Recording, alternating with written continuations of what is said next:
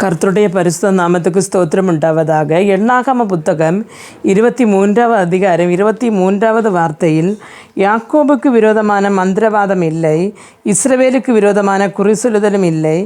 தேவன் என்னென்ன செய்தார் என்று கொஞ்ச காலத்திலே யாக்கோபையும் இஸ்ரவேலையும் குறித்து சொல்லப்படும் என்று காண்கிறோம். அருமையான தேவனுடைய பிள்ளைகளே, தேவனுடைய பிள்ளைகளுக்கு விரோதமாய் அல்லன்னா ஒரு மனிதனுக்கோ ஒரு குடும்பத்துக்கோ விரோதமாய் பில்லிசூனியங்களை செய்கிறவர்கள் உண்டு. ஆயிரங்கள் 10,000 செலவாக்கி மந்திரவாதங்களும் பில்லிசூனியங்களும் ஏவுதல் பிசாசுகளையும் செய்து விடுகிறவர்கள் உண்டு.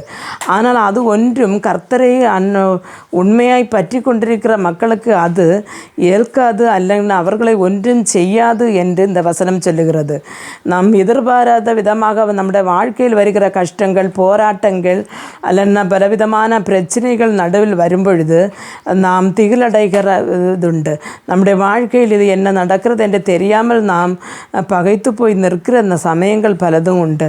அருமையான தேவனுடைய பிள்ளைகளை, 2005 எங்களுடைய வாழ்க்கையில் வந்த எதிர்பாராதமான கடன் பிரச்சனை, நோய்கள் அல்லது பண இழப்புகள், இதெல்லாம் எங்களோட வாழ்க்கையில் வந்த பொழுது நாங்களும் என்ன என்று தெரியாமல் ரொம்ப வேதனையோடு இருந்தோம்.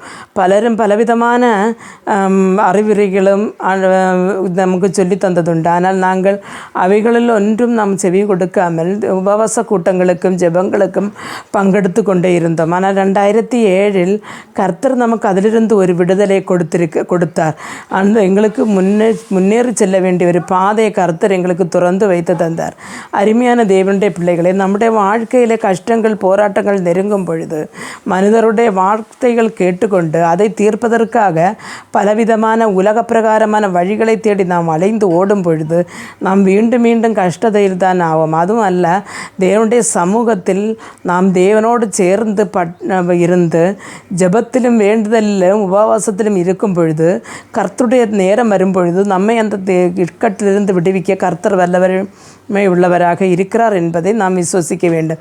இந்த வசனத்தில் சொல்லுகிறது போல இஸ்ரவேலுக்கு விரோதமான மந்திரவாதமும் இல்லை, யாக்கோபுக்கு விரோதமான குறி சொல்லுதலும் இல்லை என்று கொடுத்திருக்கும் பொழுது கர்த்தருடைய பிள்ளைகளான ஆவிக்குரிய இஸ்ரவேலரான நமக்கு விரோதமாய் வருகிற எந்த ஆயுதமும் வாய்க்காதே போகும் என்று நாம் கர்த்தரில் நம்ப வேண்டும்.